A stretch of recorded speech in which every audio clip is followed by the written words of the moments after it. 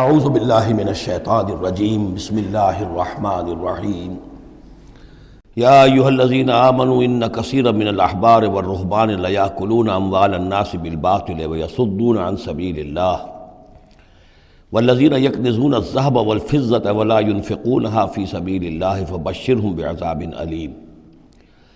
اس آیہ مبارکہ کے بارے میں یہ نوٹ کر لیجئے کہ اس آیت کے حوالے سے حضرت ابو ذر غفاری رضی اللہ تعالیٰ عنہ کی رائے قائم ہو گئی تھی کہ سونا اور چاندی اپنے پاس رکھنا مطلقاً حرام ہے۔ جو لوگ کہ سونا اور چاندی اپنے پاس رکھتے ہیں، جمع کرتے ہیں، گاڑھتے ہیں، ان کو کنز بناتے ہیں، خزانہ بناتے ہیں، اس کے لیے تو یہ رائے اگرچہ ان کی صحیح نہیں تھی، اس لیے کہ جو دین کا عام قانون ہے وہ یہ ہے کہ انسان حلال ذریعے سے کمائے، اس میں سے جو وہ خرچ کرے اللہ کی راہ میں وہ ٹھیک ہے، اس کو اس کا اجر ملے گا۔ اگر وہ کچھ رکھتا ہے اپنے پاس تو وہ حرام نہیں ہے، بلکہ پھر یہ کہ وہ اس کی اولاد کو منتقل ہو جائے گا، قانون وراثت ہوگا۔ اگر اپنے پاس کچھ رکھنا ہی نہ ہو تو پھر وراثت کس چیز میں ہوگی؟ اس لیے قانون تو وہی ہے، البتہ یہ ہے کہ وہ جو کہا گیا ہے کہ اللہ کی راہ میں خرچ کرو، خرچ کرو، خرچ کرو، کتنا کرو، قل العفو، تو یہ ایک روحانی تعلیم ہے، اخلاقی تعلیم ہے کہ جمع نہ کرو، اللہ کی راہ میں خرچ کر دو۔ البتہ جو مال بھی آپ نے جمع کیا ہے، آپ نے حلال ذریعے سے کمایا تھا اور اس کی زکوٰۃ بھی آپ نے ادا کر دی ہے، تو وہ مال آپ اپنے پاس رکھ سکتے ہیں، خواہ وہ سونے اور چاندی کی شکل میں ہو۔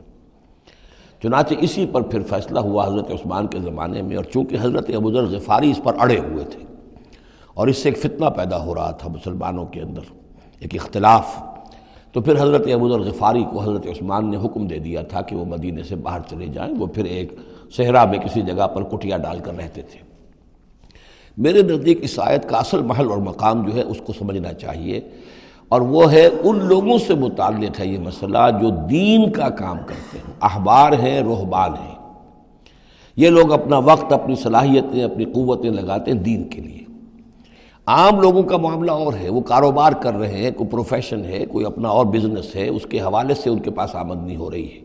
انہیں جو بھی آمدنی ہو رہی ہے وہ اللہ کے دین کی وجہ سے ہو رہی ہے۔ یہ اپنے پاس اگر رکھتے ہیں اور اپنا جائیدادیں بناتے ہیں اور دولت بناتے ہیں اور اپنے لیے پھر وہ اپنی نسلوں کے لیے اس کو وراثت میں منتقل کرتے ہیں، تو ان کے اوپر یہ آیت بعین ہی انہی الفاظ میں اس کا انطباق ہوگا، اس لیے کہ یہ سارا معاملہ احبار اور رہبان کے حوالے سے ہو رہا ہے۔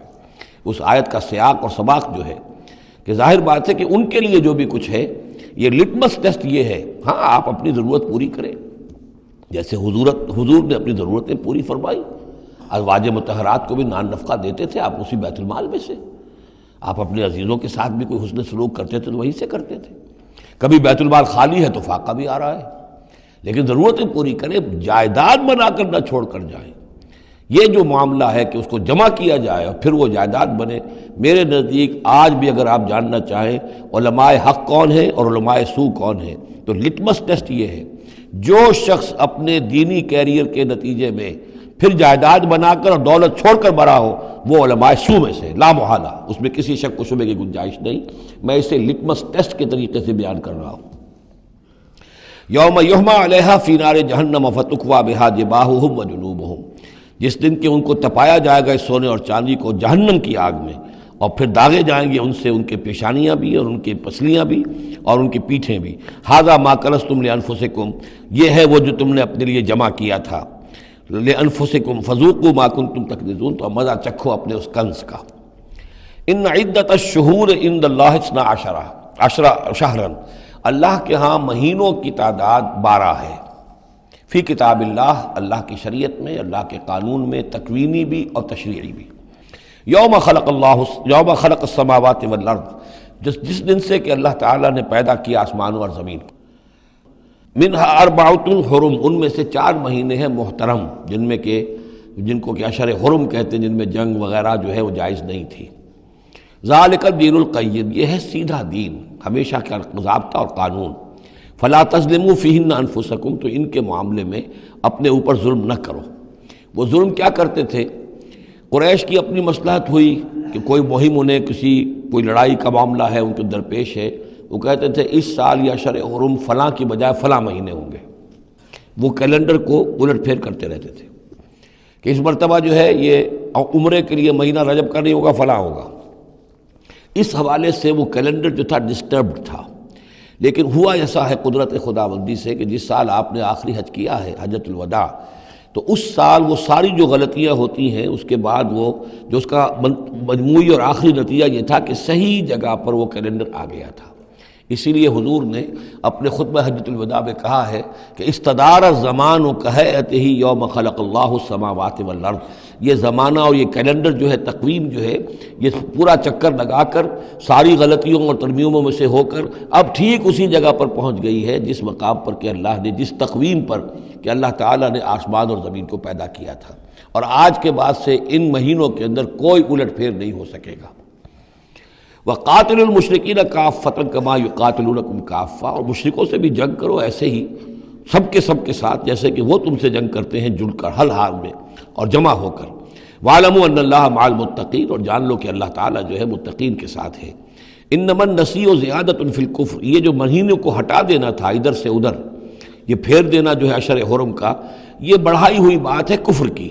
يُضَلُّ بِهِ الَّذِينَ كَفَرُوا، اس کے ذریعے سے گمراہ ہوئے ہیں وہ لوگ جنہوں نے کفر کیا۔ يُحِلُّونَهُ عَامًا، حلال کر لیتے ہیں اس مہینے کو ایک سال، وَيُحَرِّمُونَهُ عَامًا، اور ایک سال اسے حرام قرار دے دیتے ہیں۔ لِيُوَاطِئُوا عِدَّةَ مَا حَرَّمَ اللَّهُ، تاکہ تعداد پوری کر لیں اس کی جو اللہ نے حرام ٹھہرائے ہیں۔ 4 مہینے حرام ہیں آگے پیچھے پھیر کر، لیکن تعداد پوری کر دی۔ فَيُحِلُّوا مَا حَرَّمَ اللَّهُ، اس کا نتیجہ کیا نکلتا ہے کہ جو اللہ کی طرف سے محترم مہینہ تھا وہ ان کے حساب سے، ان کی غلطی سے پھر وہ حلال ہو جاتا ہے، پھر حلال کر لیتے ہیں وہ مہینہ جو اللہ نے حرام کیا ہے۔ زُيِّنَ لَهُمْ سُوءُ أَعْمَالِهِمْ، اسی طریقے سے ان کے جو برے اعمال ہیں ان کے لیے مزین کر دیے گئے، کھبا دیے گئے ان کی نگاہوں میں۔ وَاللَّهُ لَا يَهْدِي الْقَوْمَ الْكَافِرِينَ، اور اللہ کافروں کو ہدایت نہیں دیتا۔ یہاں وہ 5 رکوع ختم ہوئے ہیں کہ جن کا تعلق ہے نبی اکرم صلی اللہ علیہ وسلم کی بعثت خاصہ الی اہل العرب، اس کی تکمیل ہو گئی، اس کے مقاصد پورے ہو گئے، اس کے ضمن میں آخری احکام دے دیے گئے۔ صدق اللہ العظیم۔